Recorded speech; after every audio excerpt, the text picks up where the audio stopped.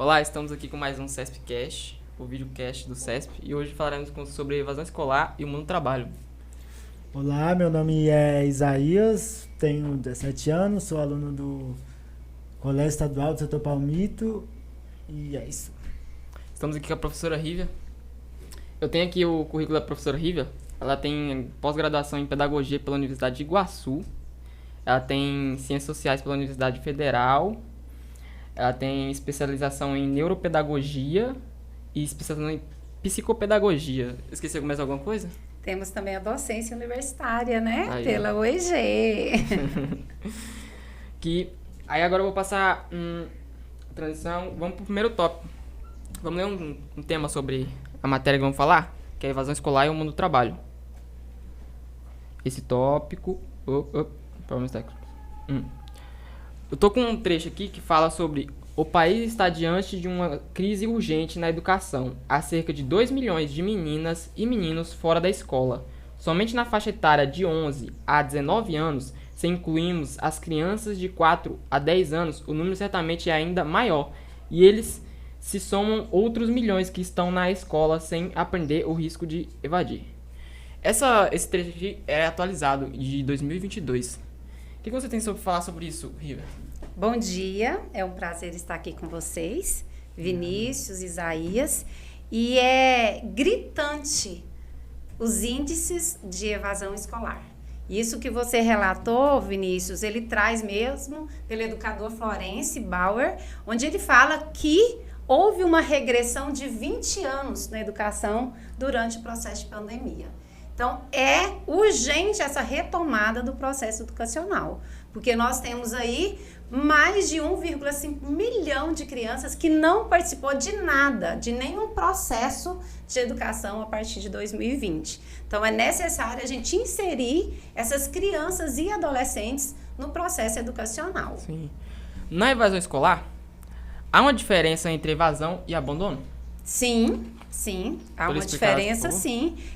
São termos, né, que na verdade se completam, mas porém eles têm uma diferença. Quando a gente fala em abandono, a gente está falando de uma situação onde o aluno desliga da escola, mas retorna no ano seguinte. Esse é o abandono. Já a evasão escolar, o aluno sai e não volta mais. E aí tem diversos, né, inúmeros indicadores que denotam essa evasão escolar. E quando a gente fala em evasão, isso torna muito mais gritante do que o abandono. Porque quando a gente fala em abandono, há uma possibilidade desse retorno, enquanto a evasão não há. E quando a gente fala evasão, a gente vê que o número é muito mais gritante do que o abandono escolar. Quando eu vim me deparar a primeira vez com evasão e abandono, assim, eu até fiquei com dificuldade. Pra mim, a evasão seria abandonar e não voltar mais, mas não, mesmo é o contrário. Termo, né? E abandono, é bem, diferente. Uhum. Na verdade, o abandono, ele é algo transitório. Você vai, volta. Né? Enquanto a evasão é algo abandono seria permanente, né? Isso que é preocupante. Definitivo, né? Isso. E aí, quando a gente fala dessa evasão, se a gente pensar em termos inverso, a gente vai entender que a evasão, ela traz uma desestrutura social muito grande. Porque, de acordo com várias pesquisas da própria Unicef, fala que um aluno evadido, ele traz um prejuízo para o Estado de 95 mil, um aluno evadido. Se a gente pensa aí no dado que eu falei agorinha, de 1,5 milhão vezes 95 mil, é muito dinheiro, é muito gasto com esse aluno. Então, é necessário ter estratégias, políticas públicas para o retorno desse aluno que sofreu o processo de evasão escolar. Sim. Agora, claro, tem questões assim que eles não evadem assim só por evadir, não quer mais estudar. Tem alguns, eu acho que na maioria das pessoas tem alguns motivos e algumas dificuldades, tipo de transporte, de vir para o colégio.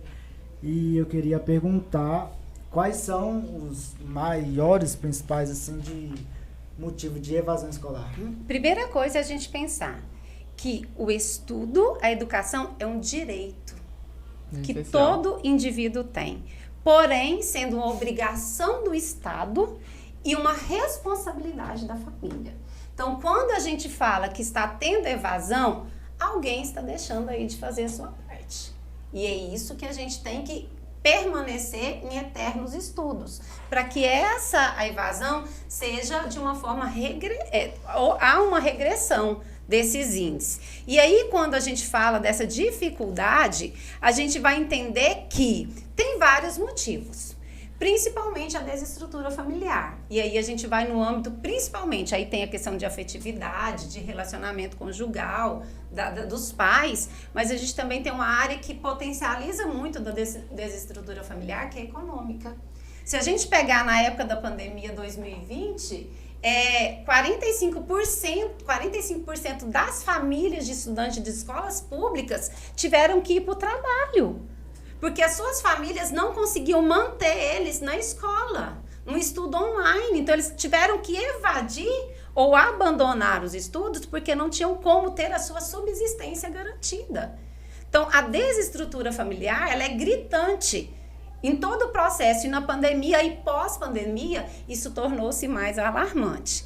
Então, a gente vê a questão da desestrutura familiar, a gente vê a questão da própria, do desemprego, né, tomando conta de várias famílias.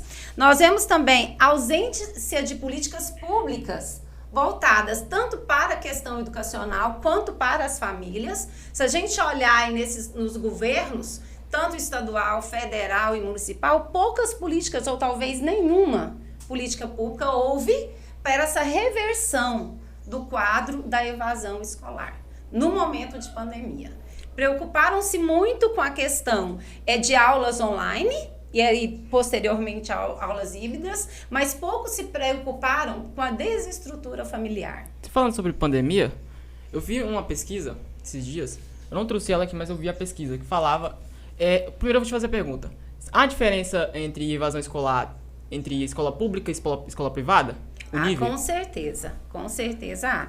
Por quê? Aí eu retorno à questão da desestrutura familiar. Sim. Né? Então, notoriamente, a gente vê que a estrutura familiar, financeiramente, de quem estuda numa escola particular, é muito diferente daquele escola pública.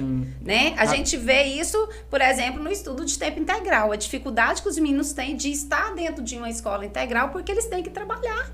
Eles têm que ter uma coparticipação na renda familiar.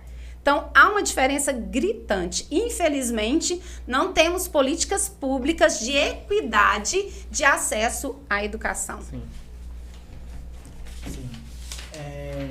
E eu também queria perguntar como a evasão escolar dos alunos, quando de escola particular e pública, como isso pode afetar a sociedade no geral, no contexto geral. Sim, isso vai afetar a evolução social. E aí, eu retomo o que eu falei inicialmente, se a gente pensa numa inversão, né, do não abandono, a gente vai entender que uma sociedade onde tem pessoas que participaram desse processo de escolarização vai ser uma sociedade onde vai ter uma estrutura melhor, onde vai ter famílias mais edificadas, famílias mais estruturadas, onde os alunos vão engajar-se mais nas questões sociais. O que faz o despertamento para as questões sociais? É a escola. Sim. É o instigar esse aluno dentro do processo escolar que vai expandir por toda a questão social. Então, a partir do momento que nós temos alunos dentro do contexto escolar, engajados, autônomos, criativos, aí sim nós temos uma sociedade que vai ter um desenvolvimento social. Se a gente não tem esses alunos dentro do processo educacional, infelizmente isso vai retratar um desajuste social, um caos social. É o que nós estamos vivenciando hoje. A falta de inserção desse aluno tem levado para a questão da sociedade. E aí, né, segundo vários dados de pesquisa, a gente vai ver que a própria Unicef apresenta esses dados, que 124 bilhões são gastos por esses alunos que não estão inseridos no processo escolar. Por quê? O aluno que não está inserido, ele tem mais probabilidade a entrar na criminalidade, Sim. Esse indivíduo, ele vai ter mais gasto com saúde pública, com segurança pública e com auxílios, porque o governo vai ter que intervir mais. Então, o gasto com esse aluno é muito maior. Sim. Vamos mudar um pouco o tópico aqui, vamos para a questão de gênero.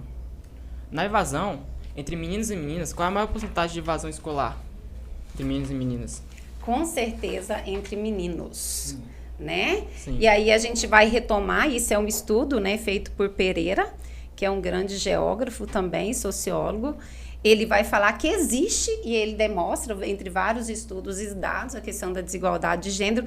Primeiro, que nós vivemos num Brasil, num país totalmente patriarcal, que ainda tem resquícios do patriarcalismo, onde a mulher ela é criada para ser dona de casa, aquela bonitinha, educadinha, caladinha, e o homem é criado para ser mais autônomo, né, subversivo. Tanto dentro da própria escola, ainda tem esse reflexo, né, de gênero, da postura da mulher, da postura do homem, a cobrança até do mercado de trabalho, que esse homem tem que ir para fora trabalhar. Então, isso é uma explicação histórica, segundo Pereira. E aí a gente vai ver com os dados. Se a gente for pegar aqui na inserção do ensino fundamental e do ensino médio, a gente vai ter 63% das meninas, tá, estão inseridas nesse processo educacional. Dos 63%, nós temos uma evasão de somente 15% das meninas.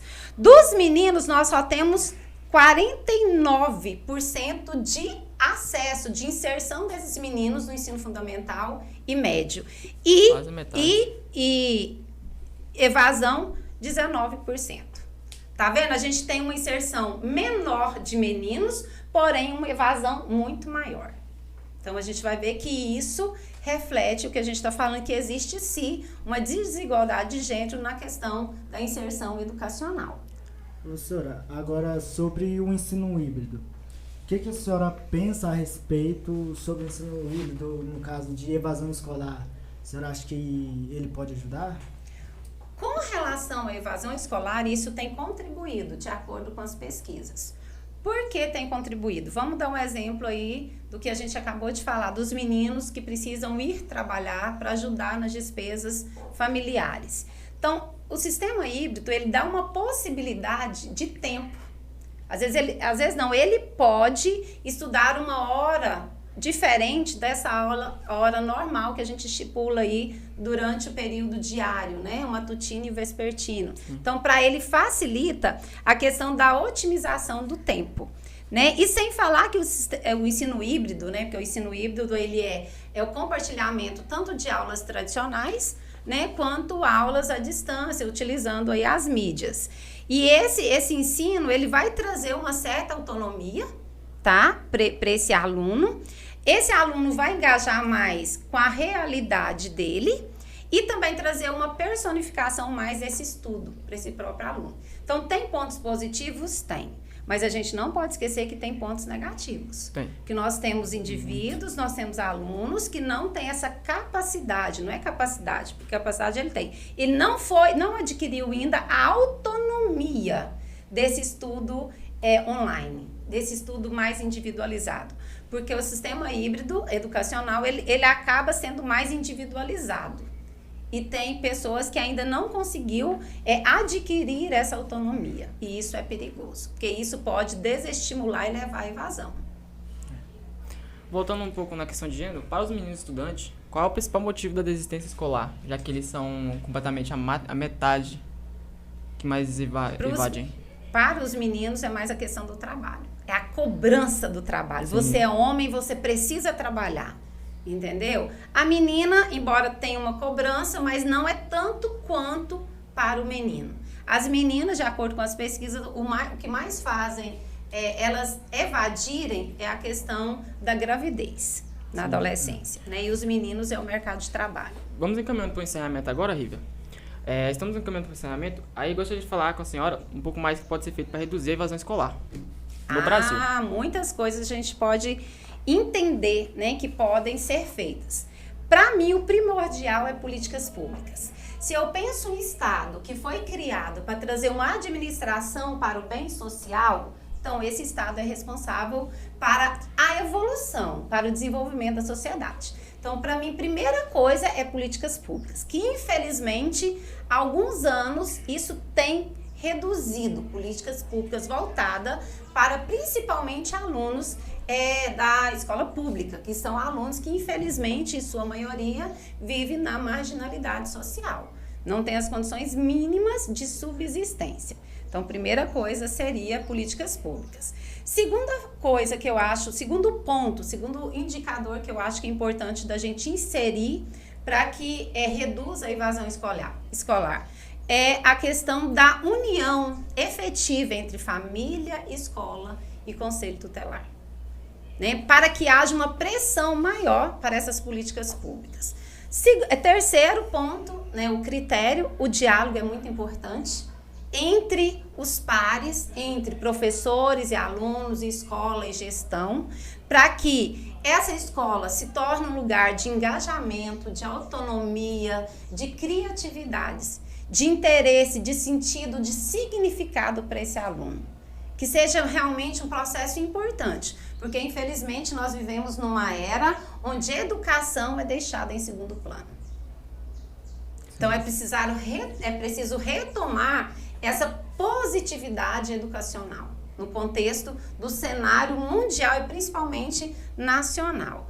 O diálogo, né, investir em tecnologias escolares, não só investir, mas qualificar professores, instruir os alunos para essa inserção tecnológica. E também é necessário ter dentro da escola profissionais de outras áreas, tá? Que são a equipe multiprofissional, que são psicólogos, assistentes sociais, onde vai inserir esse aluno e ajudar o aluno a se compreender ou a compreender o mundo, porque isso faz o papel da escola, é inserir esse aluno, esse indivíduo no mundo social. Professora, agora eu queria que a senhora desse as suas considerações finais no nosso podcast. Eu quero agradecer por esse momento, por essa oportunidade de estar aqui falando sobre um assunto tão importante que é a evasão e que nós sofremos, principalmente nesse momento, onde, né, eu citei o Bauer para vocês, que há uma redução de 20 anos, de 2 décadas de educação. É como se a gente tivesse parado e voltasse no tempo. Então, é urgente se pensar e vocês, enquanto alunos de escola pública, precisam levantar essa bandeira junto com seus docentes, para que sejam cobradas políticas públicas voltadas para a inserção desse aluno. A gente tem que entender que o processo educacional, ele é gradativo. Então, ou seja, não é eu investindo hoje que amanhã eu tenho resultado. É daqui 5, 10 anos. Isso faz parte da evolução e o desenvolvimento social. A partir do momento que a gente tem uma organização política que preocupa, que entende desse processo educacional, ele vai investir nesse processo. Se não tem, cabe a nós, enquanto sociedade, enquanto grupo minoritário, lutar por essas políticas públicas. Eu, Vinícius, vou dar a finalização do CESPcast, o videocast do CESP. Se você gostou desse conteúdo, dê seu like, compartilhe e comente. Obrigado, até mais. Até mais, gente. Fala pra vocês. Tchau, tchau.